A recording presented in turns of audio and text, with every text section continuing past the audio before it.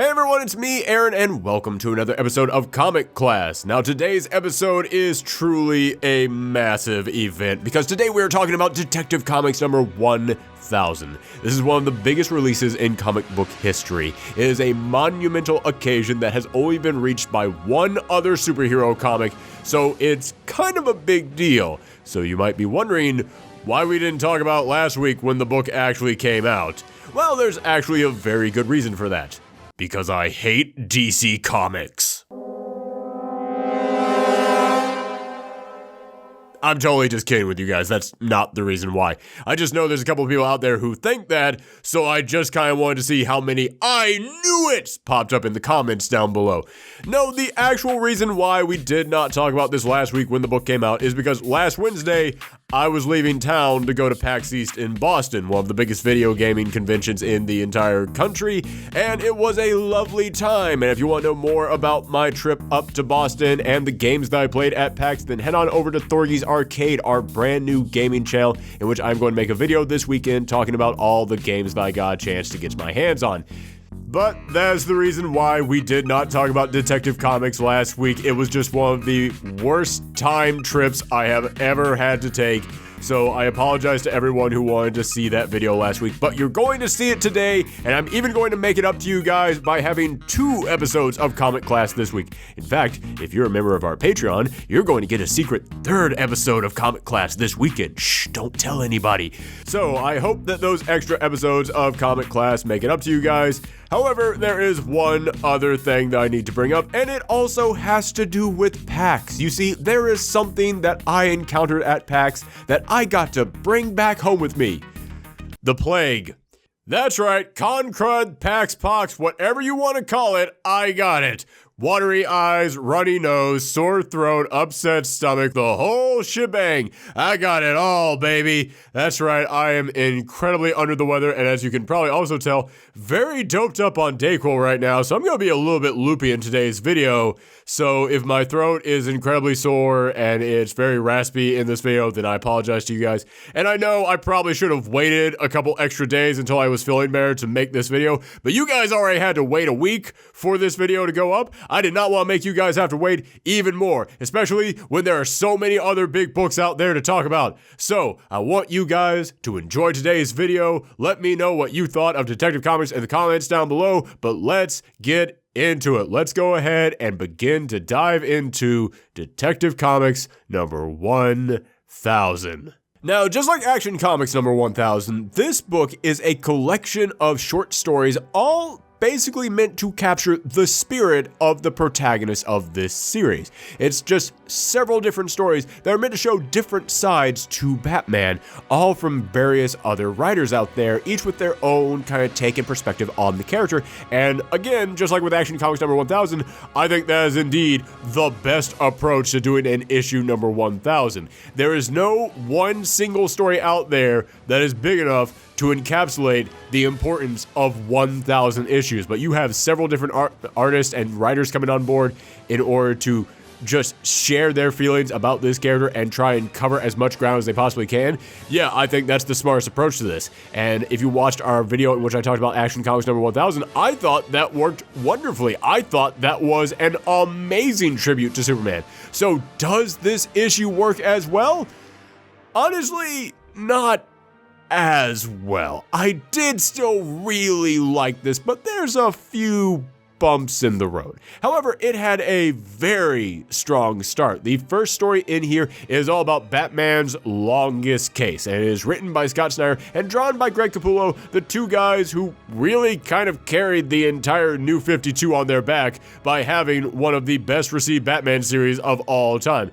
Everyone loved their run on Batman, so it was appropriate to bring them back and have them start this book off, and I really like the idea of this story, that basically is a case that Batman has been following over and over and over again for years on end, just finding one clue, leading him from one place on to the next. It's basically the thing that has consumed all Batman's free time, whatever little free time he actually has, with the fact that he only sleeps for like 2 hours a night and he's constantly fighting crime and running an entire industry all by himself.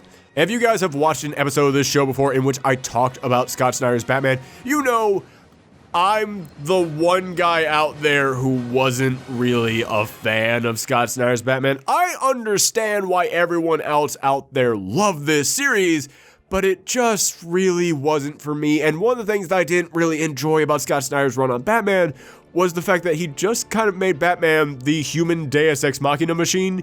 He was a guy who didn't really have to be the world's greatest detective because he already knew the answers to everything and he solved all these crimes several years ago off panel when no one was looking.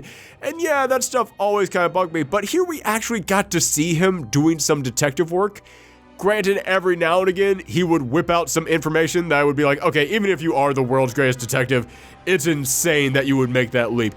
That's something that I realized about how Scott Snyder writes Batman when he was writing him going up against the Riddler, that he loves to have Batman go from A to B to C to D, all from looking at one thing. Like, he kind of has that Jeff Goldblum in Independence Day syndrome, in which he hears or sees one thing, and he goes, oh, that's kind of like this thing.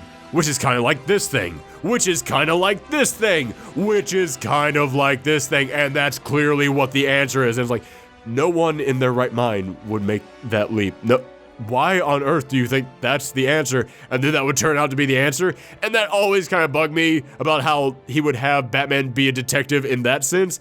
And this issue, there is some of that in there, but it's not too much. The rest of it is really nice, and normally, I try and hide spoilers for stuff here on Comic Class, but as I said, this came out a week ago, and it's one of the biggest things in Batman history. If you're going to read this, there's a real good chance you've already read this, so I'll just go ahead and spoil this. It turns out that what he's been hunting down was this secret society of detectives, and he goes in this room, and he finds that it's just filled with all the other greatest detectives in the history of DC Comics. And the person who runs this secret organization of detectives is Slam Bradley. And I had heard that name before, but I couldn't place my finger on where, so I had to look it up. Slam Bradley was the detective who first appeared in Detective Comics #1. Yes, for anybody who doesn't know, Superman first appeared in Action Comics #1, so he's kind of always owned that.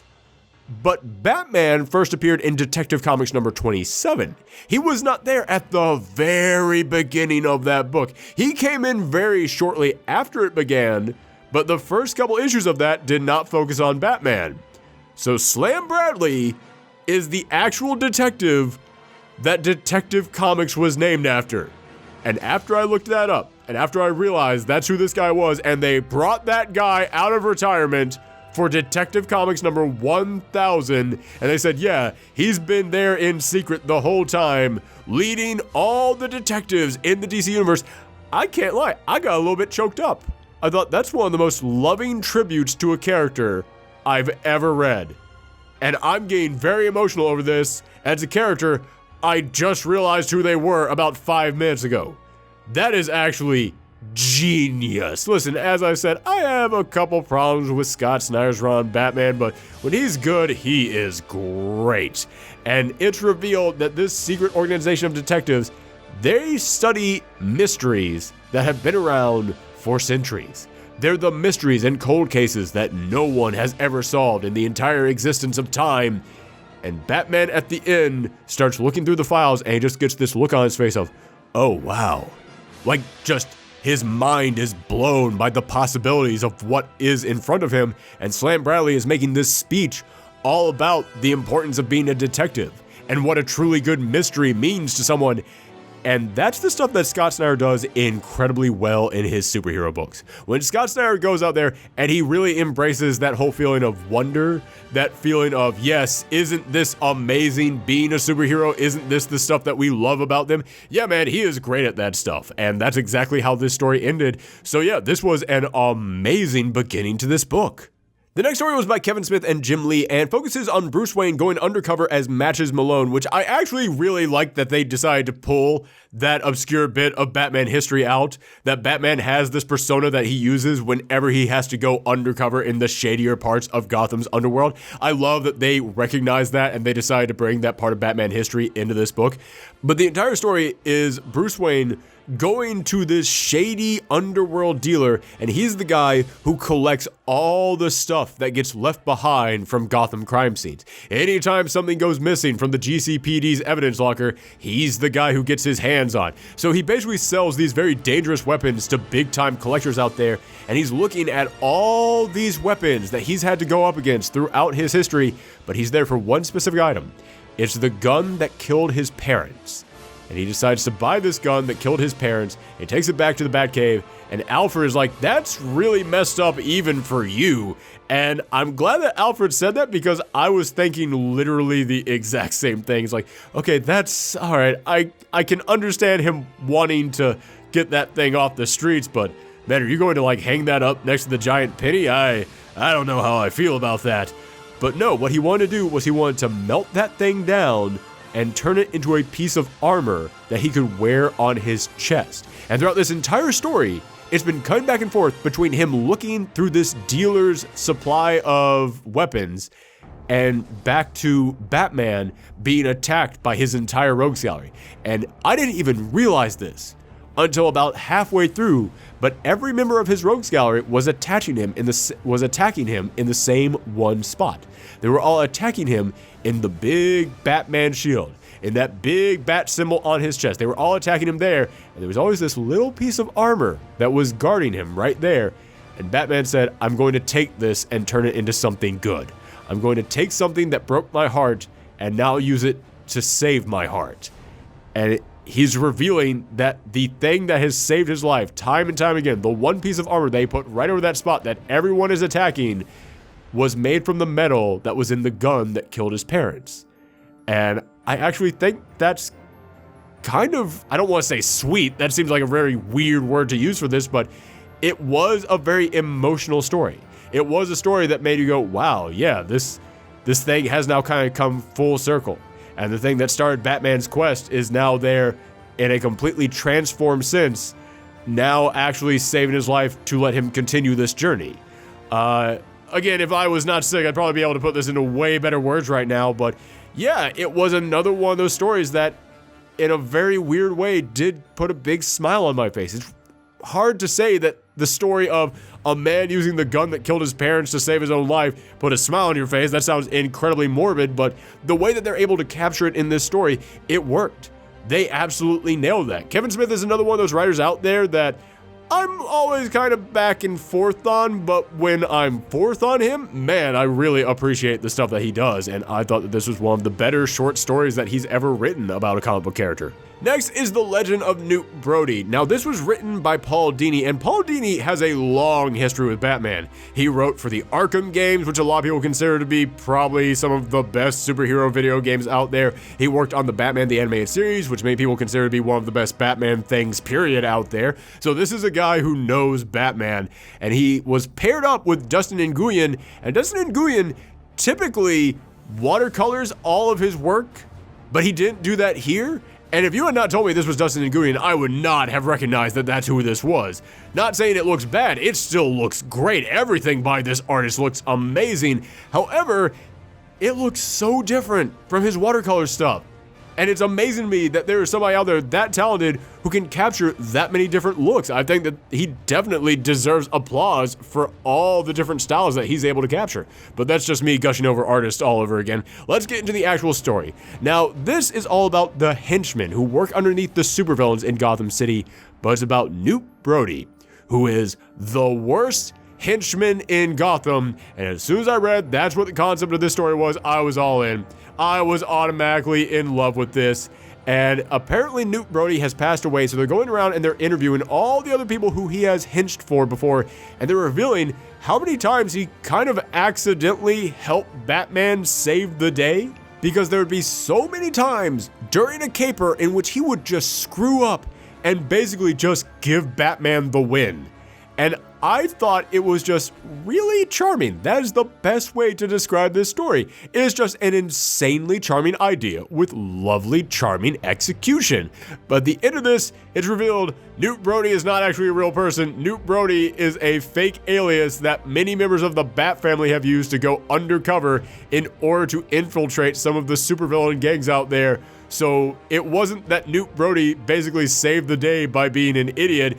It's that it was members of the Bat family pretending to be an idiot so that they could help Batman save the day. And yeah, that was a great twist to throw in there at the end. I really enjoyed this one. I think that it was a very pleasant look at a more fun side to Batman, and that's why I think it's very important that these issue 1000s have been anthologies, because it's impossible to capture every side of a character in one story, because there is a fun side to Batman. There have been fun Batman stories out there, so we did need to have a fun Batman story in this issue 1000. And I think that this one nailed that perfectly. I really did enjoy this, and I think that was a wonderful, loving tribute to not just that more fun side of Batman, but also to the villains of the Batman world. That is, if I had to have one complaint about this issue 1000, it's that Batman has some of the best villains in the DC universe, hell, in comic books, period. And they didn't really get a lot of time to shine in this issue. There weren't really many stories in here that kind of focused on those villains and what a wonderful rogues gallery he had. I mean, even in Action Comics, there was one story that was meant to kind of focus on Lex Luthor. So I do wish we had gotten a few more stories in here that kind of talked about Batman's rogues gallery. However, at the same time, yeah, I think one of Batman's biggest problems is that so many people focus just on his rogues gallery and not on Batman himself. So I can't really blame DC for making this almost entirely about Batman. In fact, I would even say I applaud them for that. I think that making Detective Comics number 1000 more about the protagonists than the villains was actually probably a smart move in the end. However, I do wish that they had just given us a little bit more of the villains, because I do think that they are a major part of the success of Batman. And this was one of the few things that we did get about the villains in this book, and I think that worked. I think that was a very lovely little tribute to the villains and to Batman as well.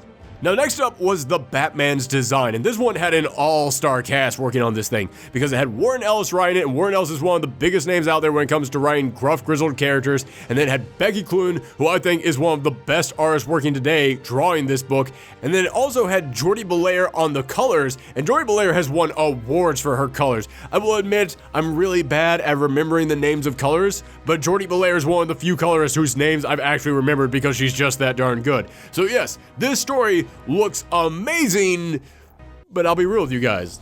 So far, I had been loving this book, and then we got to this story, and I thought this story was just okay. It's Batman diving into a warehouse loaded with guys who are selling superpowered suits, and he's just taking each of them down, and he's talking about how he basically lured them into this warehouse, which he booby-trapped. So he's basically just luring every member of this gang into their own little trap that takes them out. And yeah, that is a great thing to do with Batman. I mean, that shows off Batman's cunning. It shows off his ability to form a brilliant strategy. But that's kind of all that this was. It was kind of just Batman taking out goons. He was being very smart about it, but that was kind of it. And it looked great. But again, story-wise, it's not like it really blew me away on this thing. It was just kind of like, oh, cool, that's a thing that Batman can do. It was like when you're playing the Arkham games and you go into a room full of thugs and you just one by one are able to do silent takedowns on every single one of them. That's kind of what this was, just playing that out except in comic book form. And it just didn't really do anything for me. And I hate saying that because the group that they got to work on this are all such talented individuals, but aside from just really looking nice, yeah, I think this one was just okay. But again, the important thing about doing an anthology for an issue 1000 is to show off the many different sides of this character, and Batman is indeed a character who is known for taking down big groups of thugs inside of warehouses just using his brain and his cunning strategies. That's kind of what they did with this story. So, mission accomplished on that one. Even if I thought this story was just okay, it was a story that did need to be inside of this anthology. If I read it all just by itself, I would have found it to be fine. But because it was in an anthology meant to show off the different sides of Batman, I think it works.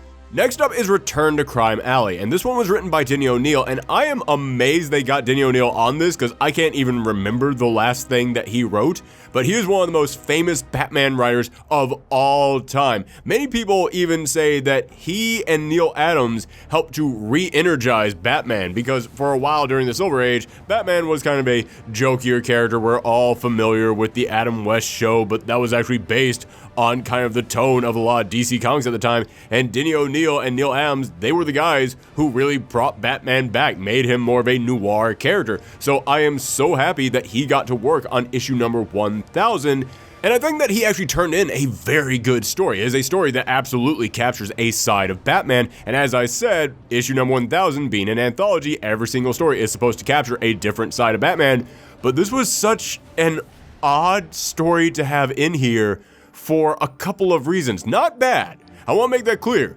Odd does not mean bad. I will get to why I think that this story is odd in just a moment, but what this story is about is that it's about Batman returning to Crime Alley on the anniversary of his parents' death, and he finds Dr. Leslie Tompkins there, and Leslie Tompkins is this recurring Batman character who, she pops up every now and again. I always liked her, but a lot of authors completely forget that she exists, so it was good to see her in this story, but she confronts Bruce and says, yeah, listen, you gotta stop this. This is not good for you. This is not healthy, dressing up like a bat and constantly mourning your parents over and over and over again and beating up thugs. And then that's exactly what he proceeds to do. They get attacked by some thugs, and then Batman sees these guys with guns in Crime Alley, and he kind of loses it. And he just starts attacking them back, and then Leslie Tompkins has to jump in there and stop him. Not because he's about to get hurt by the thugs, but because she doesn't want him hurting the thugs. These thugs are down, they're out, they have surrendered, but Batman is going to keep going because he has just been triggered. He has been set off. He cannot be stopped. So she has to come in there, she has to remind him that, yeah, this is not you, this is not what your parents would want, and then Batman has to kind of just sit there and just stop and think about the horrible thing that he just did. And I do think that this is a good story to show off a side of Batman, which, as I said, issue 1000, that's the entire point of all these stories, to show off different sides of Batman, because, yes, Batman is not a healthy individual. Batman is a guy who has a truckload of issues. This guy has more baggage than almost every single other superhero out there combined. This is a guy who is still dealing with stuff, and it has not been dealt with in the most healthy manner. So yes, that is indeed a side of Batman, and this story addresses that. However, I feel like issue number 1000 should be about celebrating Batman, and this was an entire story coming in here and going, Batman, you're messed up. Something is wrong with you, Batman. Why are you doing this? And as I said, that is a side of Batman. And if each of these stories are supposed to show off a side of Batman, that is a side that kind of does need to be shown off, but it's so weird to think about how so many of the other stories in this book are about celebrating Batman and showing all the wonderful things that he's accomplished and all the stuff that he's done with his life. And this story was all about coming in here and going, Batman, you need to stop. Something is wrong with you. It was just weird. And again, I think this is a good story. I think it's well written. I think that it does show off a really good side of Batman, but it's so bizarre for me to think that in the book that celebrates Batman, we have a story in there saying Batman's messed up. But on the other hand, Batman is messed up, and it's not like you can really ignore that. However, there is another story in here that I felt kind of did what I'm talking about a little bit better. It celebrated Batman while at the same time acknowledging the ways that Batman is kind of screwed up, and I'll get to that in just a moment. Now, the next story is Heretic, and this one was written by Christopher Priest, which was kind of an odd name to see in this book. Not because I don't like Christopher Priest, I actually really enjoy Christopher Priest. He's one of the guys who really re-energized Black Panther and made him the character that everyone loves today, and he's been doing a pretty darn good job with all the books he's been writing over at DC, but he's not one of those guys who, when I think of Batman, his name really springs to mind, and he's paired up with Neil Adams, which I felt was another kind of odd matchup in here. Because, as I said, Neil Adams and Denny O'Neil were the two guys working together who helped to re-energize Batman. They brought Batman back. They have one of the most famous runs on Batman of all time. And you got both of them for this book, but you didn't have Neil Adams work with Denny O'Neil on this book? That seems very weird to me.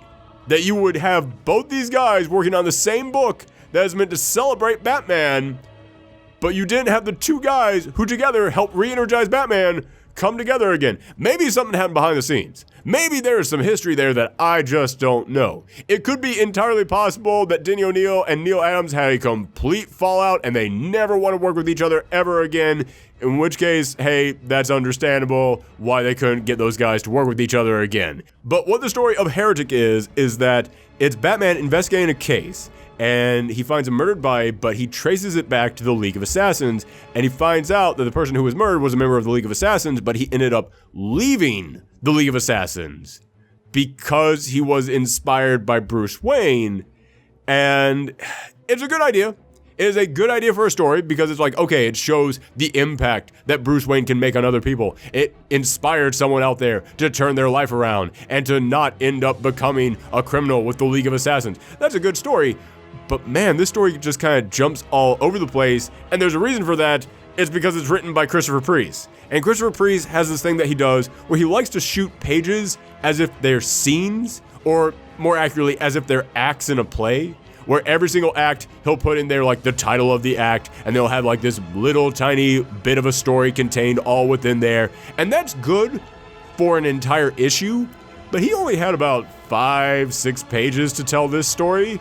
And yeah, jumping around that much kind of makes it feel like it's just all over the place. It did not really flow to me. I did not like how this story was laid out. And by the time that we got to the end of it, it did not feel like a mini story. It felt like part one of a much larger story. It didn't feel like Batman came in there, learned the lesson of the story, the other people learned their lesson as well, and we all had a good conversation about the importance of Batman. No, it felt more like to be continued at the end of this, and that's not the feeling you want from an anthology series. So yeah, I really just didn't enjoy this one. I hate saying it because it's two great creators working on this book, but the last two stories that we had, I was kind of on. This one, I actually did not enjoy, and that's really a shame. And because this was the third story in a row that I really wasn't getting into, even though this book started strong, I was starting to have my doubts about the rest of it. However, the next story, I know, kind of brought it all back around. This story was written by Brian Michael Bendis, and it was drawn by Alex Maleev, so it was great getting those two guys together again. They actually did some of the best noir stories over at Marvel when Bendis was still working at Marvel, so it was great to see those two pair up to write this story about Batman. I thought that was actually a perfect get for this book. But it's Bendis coming in here, and he's telling the story of an old Bruce Wayne. And he's at some kind of a retirement home, and then an old penguin comes up to him. By which I mean Cobblepot. I don't mean an actual penguin. But Cobblepot comes up to him and he goes, "Listen, I know. Oh, I know that you're Batman. That's right. I figured it out a long time ago. All the other criminals, they were jumping around and scrambling, trying to figure out your secret identity. But I, Cobblepot, I'm the one who figured it out. And one night, I had you in my sights. I had your entire home rigged to explode.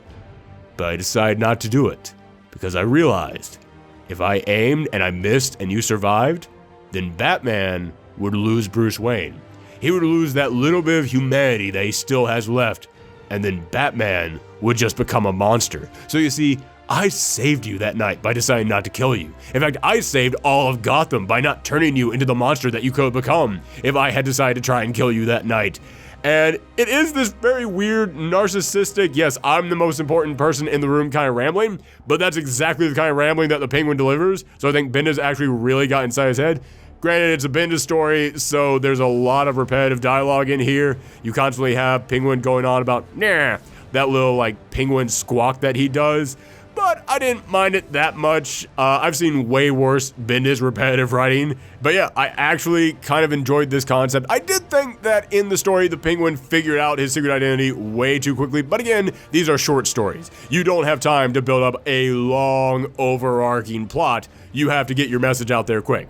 But at the end of this thing, the Penguin comes in there and he's talking to an old Bruce Wayne in a wheelchair about how it's all thanks to him that he didn't die that night. And then Bruce hits this little stun gun on his chair. It zaps the Penguin, causes him to fall over, and then Bruce goes, yeah, I knew that you were there that night. I knew that you were a coward. I knew that's why you didn't decide to kill me that night. He revealed that, yeah, Bruce Wayne knew this all along. Penguin always thought he had one thing over Batman, but here, at the end of their lives, Batman revealed, no, you never had anything over me. And then Cobblepot is being dragged away by the retirement home staff, and he's just going, they said you couldn't talk. They said you couldn't talk anymore. I love this idea that Batman decided to retire in the same place as Cobblepot, and they decided to just pretend like he couldn't talk anymore, just to mess with Cobblepot.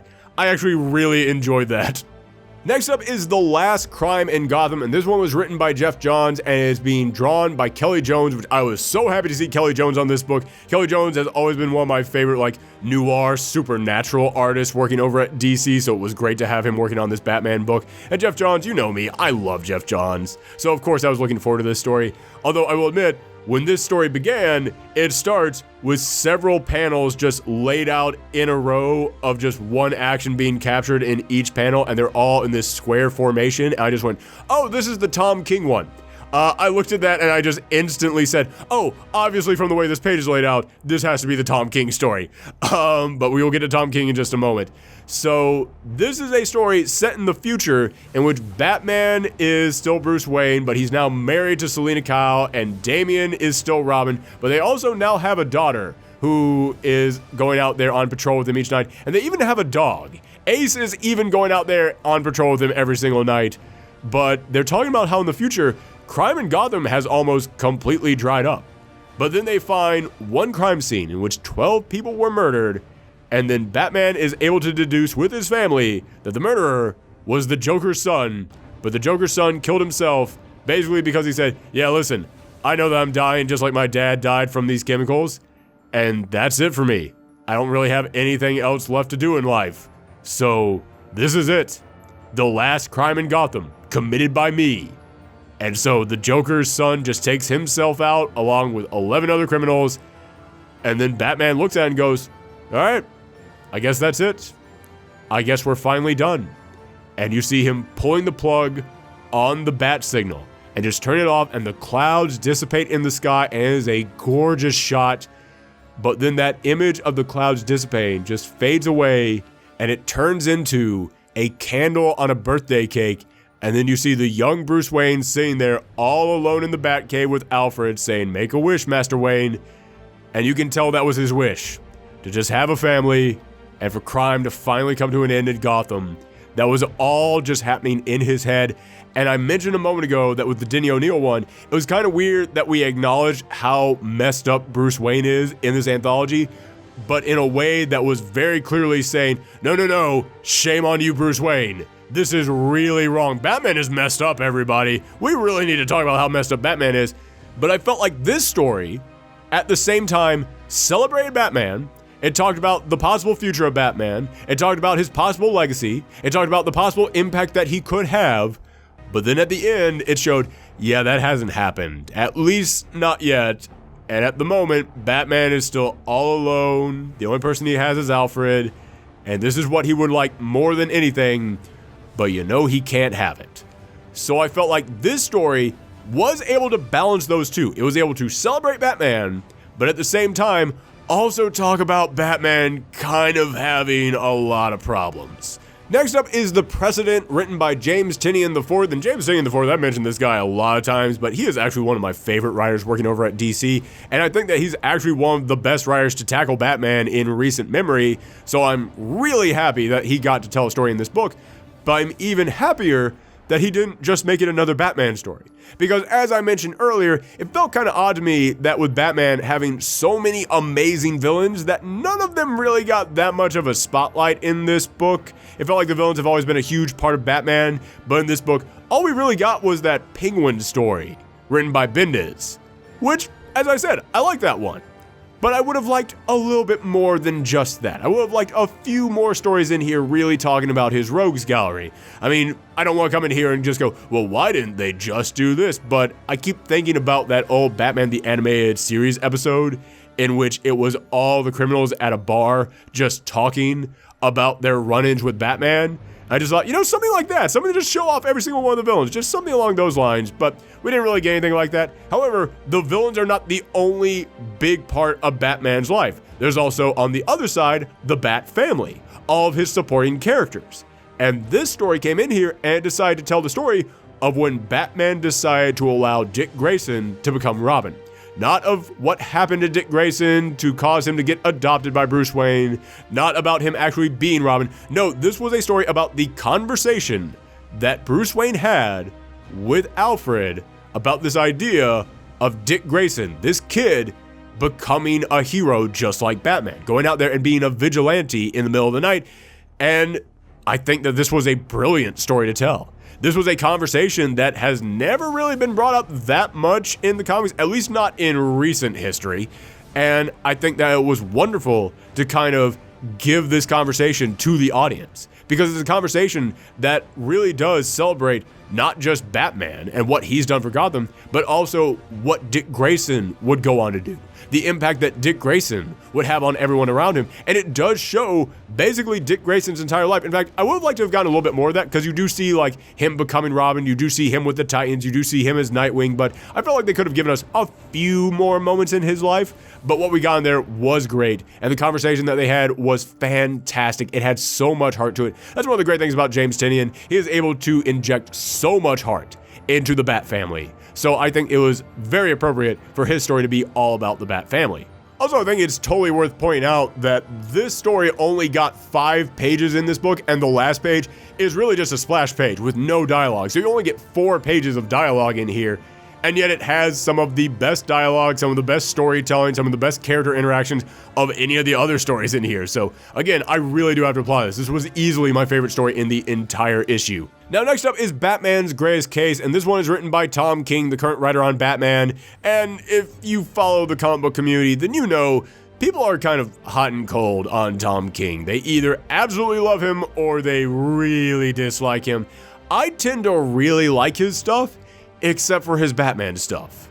And I'm not even all negative on his Batman stuff. I actually love some of his Batman stuff, and then I really dislike some of his other Batman stuff. So I constantly go back and forth almost issue by issue on his Batman run. And that's kind of how I am on this story, because this is another story that has to do with the Bat family. And this time, not just Robin, it has to do with the entire Bat family. It has to do with every single member of his supporting cast. And basically, Batman has called them all together for one night on a rooftop, but he hasn't told them why. And none of them can really figure it out. And it's basically just all of them talking amongst themselves as they wait for Batman to show up. The Batman shows up. He really says nothing. He just goes up to the wall, plants a Batarang in it, and the Batarang has a glowing light on it. Everybody's like, oh, I know that. Okay, I know what that is. All right, let's all just, let's gather in together. Let's get closer, come on. Let's all get in here together. Come on, all right. Everybody pose. Everybody say cheese. And then Batman says the one line that he says in the entire book, which is kind of Tom King's MO when it comes to writing Batman. Batman only says what Batman needs to say. He just says cheese. There's a photo taken of them, and then he leaves that photo at his parents' grave. This is a wonderful, heartfelt idea. The idea of Batman finally finding himself a new family. Finally realizing that after he lost this family as a child, he has spent his entire life looking for a brand new family, and he's finally found it. He has that family now, and now he's going back to his parents' grave just to let them know, I'm okay. I have a family now. That is a wonderful idea. Execution, though, yeah, I can't lie. I really hated the dialogue in this story. I really disliked it. It is so repetitive and so quick and so ultra quippy. How weird is it that Bendis has a story in this book, and yet the most repetitive quippy dialogue in this entire book did not come from Bendis? But each character is constantly just going back and forth just over and over and over again, many times talking about the exact same things, many times saying lines of dialogue that sound like other lines of dialogue that were just said. And here's the thing. A lot of the dialogue that is said is in little boxes that are being put over Bruce Wayne going up to his parents' grave. And there is no indication of who is saying what. And about 50% of the time, I could make it out. In fact, I'll even go higher than that, like 75% of the time. Like 3 out of every 4 lines of dialogue, I could tell who was saying what. But that last 1/4 made it so frustrating to me And even when it did cut to the characters, and you could tell who was saying what, I felt like a lot of the characters were kind of just completely out of character. There was an exchange between Batgirl and Batwoman that I just hated. I went back and forth on it for a while, in which Batgirl was like, how come you get to be Batwoman and I have to be Batgirl? How old are you? I might be older than you. I was like, what the heck? Why is Batgirl acting like this? Why is she just suddenly having beef with Batwoman over their names, which is something that has never been a problem between them? Batgirl had always kind of been the mature member of this family. Why is she just now suddenly being so aggressive towards Batwoman? And then Batwoman just says, I've been to war. Have you been to war? And Batgirl says, I dated Dick Grayson. That's even worse. And man, I went back and forth on that line, because on the one hand, I was like, that kind of seems offensive to people who actually went to war. But then I had to remind myself, oh right, Tom King actually did go to war, so if anybody out there could actually make that joke, it would be him.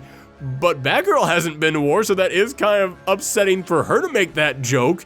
And I kept going back and forth on this over and over again. Maybe it was okay for that joke to happen. Maybe it wasn't okay for that joke to happen. I thought about this way. I thought about that way. Then I took a nap. Then I took some Dayquil. Then I started recording this episode.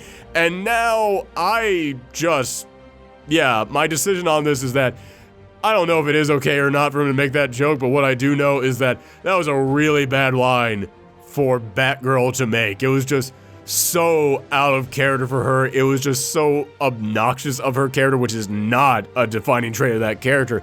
I really think that that was a poorly written line that just left a very sour taste in my mouth. And it's also keeping this running gag going that has been developing in a lot of the Batman books of just kind of crapping all over Dick Grayson. And I think a lot of that might have to do with the fact that Dan DiDio is outspoken in how much he hates Dick Grayson.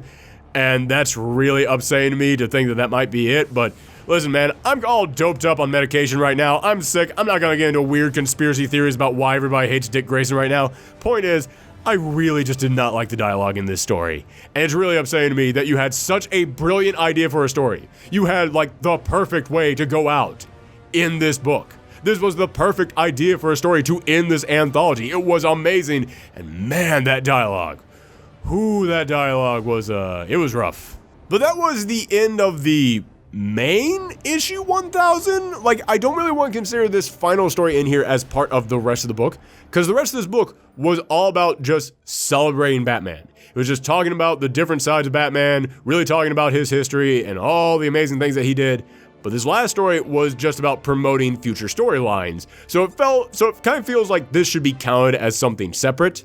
But I did like it. It's setting up that the Arkham Knight is now going to become canon. They are going to bring an Arkham Knight character into the comic books. It feels weird that it hasn't happened yet, but I think it's cool that it finally is happening. But it's Peter J. Tomasi and Patrick Gleason, who are a dynamite combo. Anytime that the two of them are working on something, I am all aboard for it. But it's basically just a series of full-page spreads showing Batman going up against some of his biggest enemies, while this person is monologuing about how he knows the truth, about how he knows that Batman is really the enemy here, about how all these people, they need help, and Batman's the true monster, so I'm going to come and get revenge for all of them, which is a cool setup for this villain. So I do think that this actually was a really good setup for the stories to come. I definitely think that was a better setup than what they did in Action Comics number 1000, where they had that little bit of the Bendis story there at the end. Yeah, I actually think that Bendis has done a pretty good job on his Superman stuff so far. But that setup did not inspire any confidence in me. This one inspires a lot of confidence. I definitely think that this is a pretty good story that they are setting up. But that is it, everyone. That is our discussion of Detective Comics number 1000. Again, I'm sorry that you all had to wait an extra week for this, and I'm sorry that even when you got the video, I was a raspy, drugged up mess. But I do hope that you guys still enjoyed today's video. Let me know what you thought about Detective Comics number 1000 in the comments down below. And as I said, to make it up to you guys for missing comic class last week, we will be having a second episode coming up in just a few days. And if you are a patron, you will even be getting a third episode of comic class this week. But if you want even more content from us, then again, make sure to click that subscribe button. Make sure that you give us a thumbs up, ring that bell, do all the things you gotta do down below. And also go and follow our new gaming channel, because we're going to be having videos coming up this weekend for that over at Thorgy's Arcade. I'll put a little link to that right down there. Thank you guys very much, and come back next time. I'm going to go and proceed to cough and sneeze for the next 2 hours straight. Thanks, everyone. Bye.